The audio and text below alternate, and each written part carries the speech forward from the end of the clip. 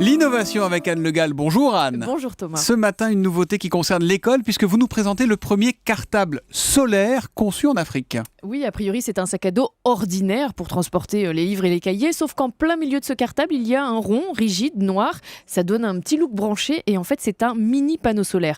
Donc ce sac, quand il est porté par des enfants qui parcourent des kilomètres pour aller à l'école à pied, ce sac est capable d'emmagasiner de l'énergie solaire et si bien que le soir, il peut alimenter une lampe de façon à ce que les enfants qui habitent exactement, ces enfants qui habitent dans des zones reculées sans électricité peuvent donc faire leurs devoirs à la lumière. Vous avez des photos de ce cartable en version jour et nuit sur Twitter avec le hashtag E1 matin. Et ce sac, alors, il peut produire de la lumière pendant combien de temps, Anne ? Pendant 12 heures. Et en plus de régler les problèmes d'éclairage, ce sac répond à deux autres problématiques de l'Afrique du Sud.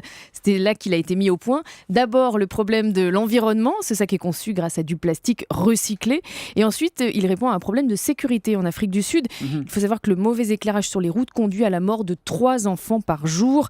Et ce sac permet à ces enfants d'être visibles la nuit quand ils vont à l'école grâce à des bandes réfléchissantes. Mais le problème, j'imagine, Anne, c'est que beaucoup de parents ne doivent pas avoir les moyens d'offrir un cartable de ce genre à leurs enfants, non ? Eh bien si, justement, car il est gratuit.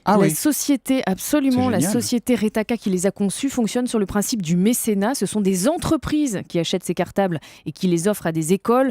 120 de ces cartables solaires ont donc déjà été distribués ces derniers mois à des enfants donc, qui parcourent des kilomètres pour revenir à l'école. Et ces 120 cartables, eh bien, ça correspond au recyclage de plus de 10 000 sacs plastiques. Et ben voilà pour ce cartable qui donnerait presque envie de retourner à l'école. La chronique innovation d'Anne Le Gall, c'est tous les matins sur Europe 1. À demain, Anne. Et on vous renvoie. Oui. C'était la chronique innovation avec EDF. Découvrez d'autres inventions et innovations sur pulse.edf.com.